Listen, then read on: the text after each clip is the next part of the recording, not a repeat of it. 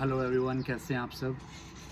आज आपको एक इम्पॉर्टेंट अपडेट देनी है जो कि बायोमेट्रिक के रिगार्डिंग है। जो मेरे पहले 6 कैंडिडेट्स थे, जिनका लगभग 3 साढ़े 3 महीने पहले कॉन्ट्रैक्ट लेटर रिलीज़ हुआ था, तो उनका जो है अब बायोमेट्रिक की डेट आ चुकी है। मैं आपको दिखा देता हूँ और कैंडिडेट्स के नाम भी बता देता हूँ कि कौन कौन से कैंडिडेट्स की बायोमेट्रिक की डेट आई है। तो ये देखो, ये मेरे पास एम्बेसी की तरफ से जो मेल आई है, मिनट, अगर इसमें आपको भेजा है तो ये एम्बेसी की तरफ से मेरे पास मेल आई है, जिसमें जो, अगर आप देख सकते हो, तो इसमें जो कैंडिडेट्स हैं मैं आपको बता देता हूँ कौन कौन कैंडिडेट हैं जिनकी बायोमेट्रिक हैं, जो कि है 4 अगस्त को 2025 सुबह 9:30 बजे उनको स्लोवेनिया एम्बेसी जो कि दिल्ली में है, और उन्होंने अपनी लोकेशन भी दी है, नंबर 36 ब्लॉक सी, आनंद निकेतन, न्यू दिल्ली। तो कैंडिडेट के नाम है दीपक कुमार गर्ग, हरमनजीत सिंह, सिकंदर सिंह, शोएब, मोहम्मद शोएब और अजय सैनी। टोटल 6 कैंडिडेट्स थे, जो कि 5 5 इंडिया से थे और 1 पाकिस्तान से था, मोहम्मद गाफरान। तो जो इंडिया वाले कैंडिडेट्स हैं उनकी तो बायोमेट्रिक की डेट आ गई है, तो होपफुली इसी वीक में जो पाकिस्तान से जो कैंडिडेट हैं मोहम्मद गाफरान, उनकी भी डेट आ जाएगी, क्योंकि उन्होंने बायोमेट्रिक मांगी है दुबई से, तो क्योंकि दुबई में है वो, तो होपफुली इस वीक में उनकी भी बायोमेट्रिक की डेट आ गई है, क्योंकि हमने जो एम्बेसी ने जो डिटेल्स मांगी थी कैंडिडेट के रिगार्डिंग वो हमने शेयर कर दी है एम्बेसी को, तो होपफुली इस वीक में वो दे देंगे। तो इन सबको बहुत बहुत कंग्रेचुलेशंस। और जो भी इनके जिस टाइम इनको जाना है एम्बेसी में 4 तारीख को, तो जो भी रिक्वायरमेंट है डॉक्यूमेंट या जो लेके जाना है और किस तरह से प्रिपरेशन करनी है, क्योंकि वहाँ पे इंटरव्यू भी हो सकता है, या जो भी क्वेश्चंस वो पूछेंगे तो वो भी मैं आप सबको उनको थोड़ा सा प्रिपेयर करके भेजेंगे हम, ताकि अच्छे से वो अपना बायोमेट्रिक करके आएँ। और जहाँ तक बात है कि कितना टाइम पीरियड लगा, अगर तो एस्टिमेट लगाएं हमने जो इनका कॉन्ट्रैक्ट लेटर रिलीज़ किया था वो लगभग मार्च के आसपास किया था।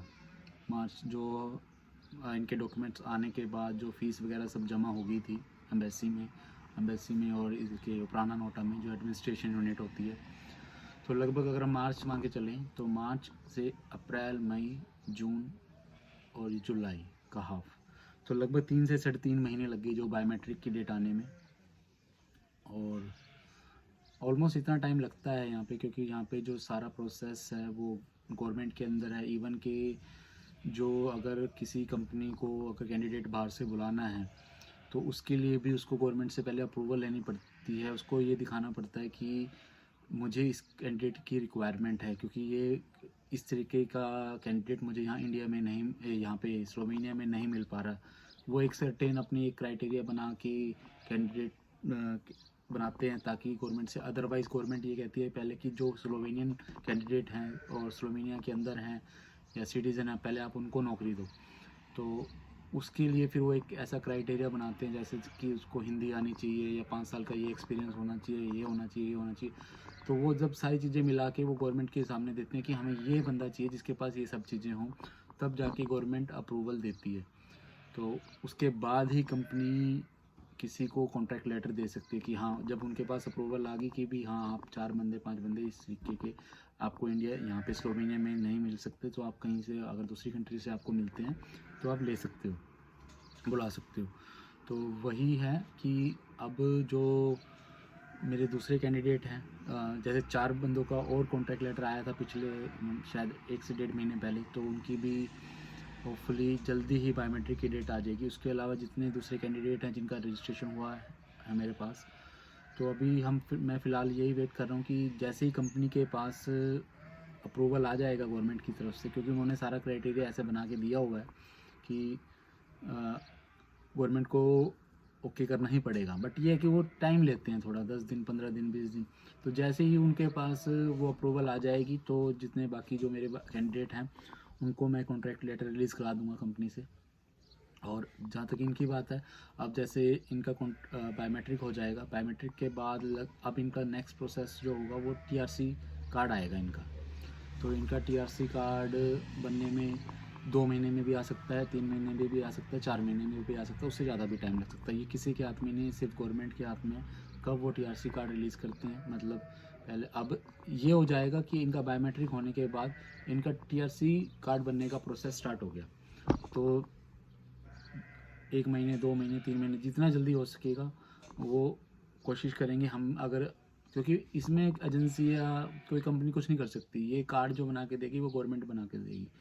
तो ये बस ये है कि जो फीस वगैरह है एम्बेसी में जो जमा करानी है, डॉक्यूमेंटेशन है, ये सब चीज़ें वो एजेंसी कंपनी करके दे देती है। उसके बाद एम्बेसी जो है आपका टीआरसी कार्ड बना के देगी। तो 3 से 4 महीने, मतलब मान के चलो 3 महीने 90 दिन का टाइम मान के चलो कि 90 दिन में उनको उनका टीआरसी कार्ड भी मिल जाएगा। इसके अलावा जो और कैंडिडेट्स हैं जो आना चाहते हैं, स्लोवेनिया आना चाहते हैं, तो अभी मेरे पास फ़िलहाल कोई वैसी वैकेंसी नहीं है कि जैसे जनरल वर्कर में या वेयर हाउस वगैरह में।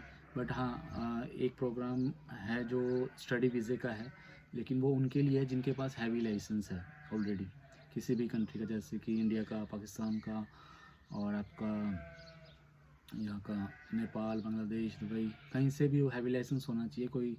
उसमें ये है कि आप स्टडी बेस पे यहाँ पे आ सकते हैं। स्टडी बेस पे आने के बाद क्या है कि वो एक, जैसे इंडिया में हैवी लाइसेंस बनता है, ऐसे ही यहाँ पे जैसे अगर आपको बड़ा ट्रेलर ड्राइवर या वो सब चीज़ें करनी है, उस तरीके की जॉब करनी है, तो आपको एक सर्टिफिकेट लेना पड़ता है, कोड 95 A95। एक तरीके से वो 1 महीने की क्लासेस लगा लो, तो वो एक तरीके से स्टडी है यहाँ पे। वो करके आप वो आपको सर्टिफिकेट मिलेगा, तो आप आगे उसमें ट्रैकिंग में जॉब कर सकते हो।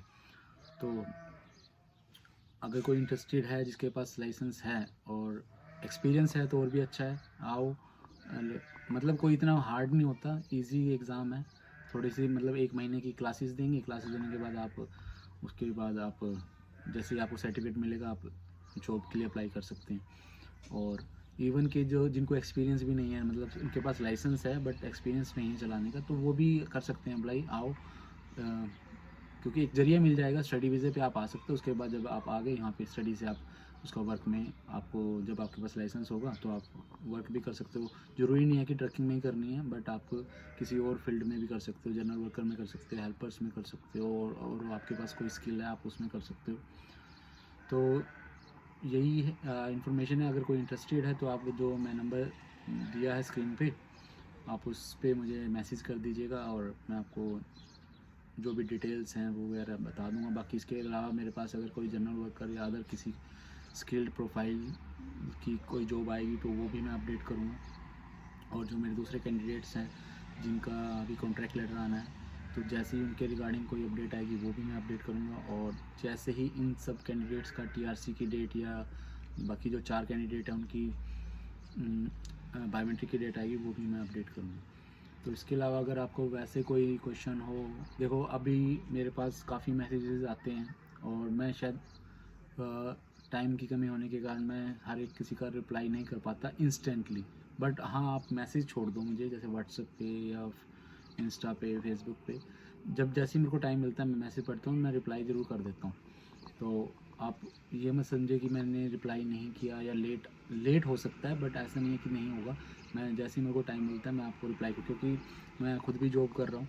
तो जैसे ही मुझे टाइम मिलता है फिर मैं जितने भी कैंडिडेट, मेनली मेरा फोकस रहता है कि जो मेरे पास रजिस्टर्ड कैंडिडेट्स हैं उनको, अगर उनकी कोई क्वेरी है, उनको कुछ पूछना है या उनको मुझे कुछ अपडेट देना है, तो मैं उनको पहले डिटेल्स या अपडेट देता हूँ, या उनका जो मैसेज है उनको मैं पहले प्रायोरिटी देता हूँ कि ताकि उनको कुछ दिक्कत ना हो। तो बाकी जो न्यू इंक्वायरीज़ हैं या कोई जो भाई मैसेज करते हैं तो आप मैसेज कर दीजिए, मैं जैसे ही मेरे पास टाइम होगा या मैं चेक करूँगा तो मैं आपको रिप्लाई ज़रूर करूँगा। धन्यवाद।